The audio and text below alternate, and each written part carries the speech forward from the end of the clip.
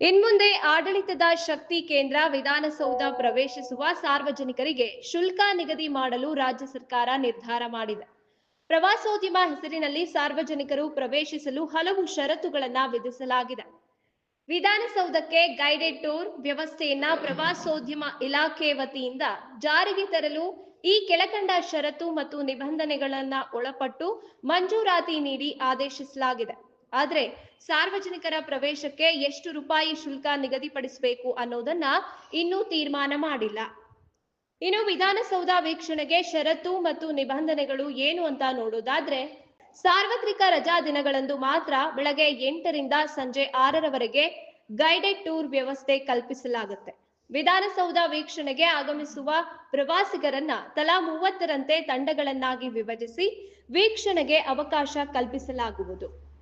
ಈ ಪ್ರತಿ ತಂಡಗಳ ಮೇಲ್ವಿಚಾರಣೆ ಮಾಡಲು ಪ್ರವಾಸೋದ್ಯಮ ಇಲಾಖೆಯಿಂದ ಪ್ರವಾಸಿ ಅಧಿಕಾರಿಗಳನ್ನ ಕಡ್ಡಾಯವಾಗಿ ನೇಮಿಸತಕ್ಕದ್ದು ಹಾಗೂ ಉಪನಿರ್ದೇಶಕರು ಪ್ರವಾಸೋದ್ಯಮ ಇಲಾಖೆ ಇವರನ್ನ ಉಸ್ತುವಾರಿ ಅಧಿಕಾರಿಯನ್ನಾಗಿ ನೇಮಿಸುವುದು.